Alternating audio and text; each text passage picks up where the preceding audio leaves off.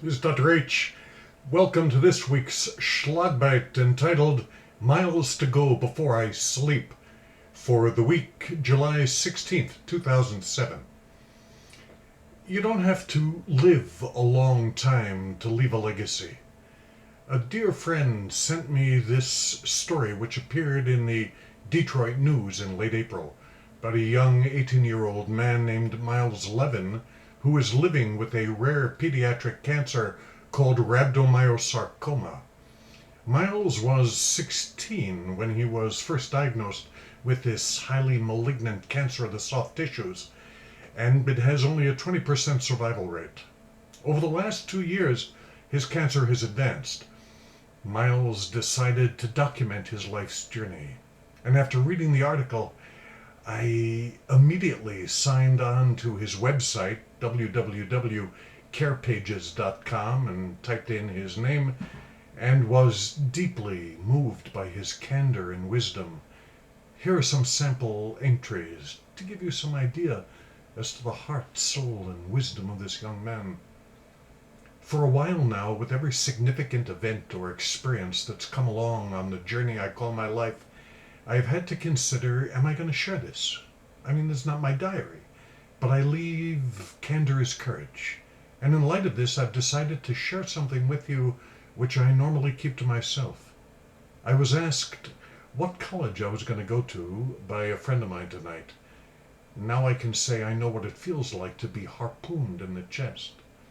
He is one of the most well-meaning people I know, so I wasn't quite sure what his words meant. Anyway, I had to tell him I'm not going to college in the fall, though I didn't want to say it outright because it would almost feel explicit. It doesn't look like I'm going to college in the spring either, or in the subsequent fall. Or this, when he wrote, "It's not dying that scares me, it's dying and having no impact. I know a lot of eyes are watching me suffer, and win or lose, this is my time for impact." He said, "I feel relatively ready. I'm proud of myself, proud of my life, and most proud of the story of my life. And I say the story because it includes everybody in it, and all the goodness and courage displayed by my family, the generosity of people. I'm proud of the people my friends have become. They've grown so tall, and I am proud of myself. What I've done, I believe, is what I've been sent here to do. Something has shifted, and everything is okay now. It's okay because I'm okay with it. Thank goodness that my having and dying from cancer impacts the lives of so many thousands of people, that it overshadows any personal bad. I'm in escalating pain, but I hardly mind. You know why? Because this is my story, and it's not meant to be told any other way." Last week, the Sarcoma Foundation of America named Miles Levin the recipient of their Leadership and Courage Award, given annually to a sarcoma patient who, through his or her actions, writings, or personal efforts, inspires others. Miles said, "I probably won't be able to accept the award in person. We plan to videotape my acceptance speech and then show that at the gala. My family will be present."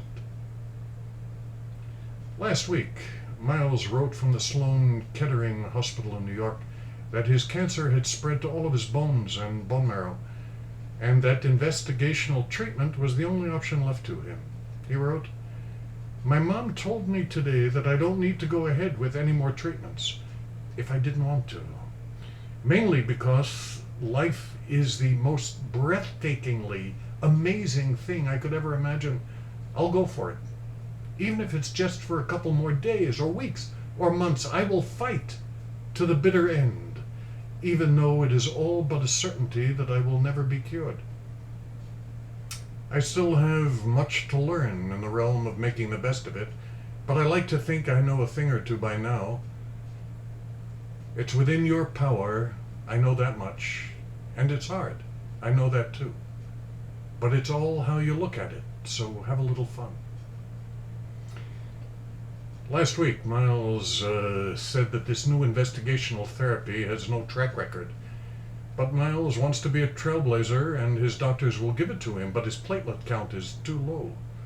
Miles's mother has asked his thousands of readers and well-wishers to send him their prayers and visualizations to raise his platelet count.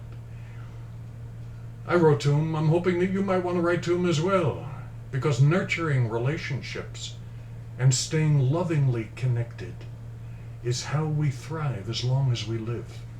Thank you, Miles, for your astounding gift and to help us realize that we are all related. I say this for all my relations. Mitakuye. Have a wonderful week.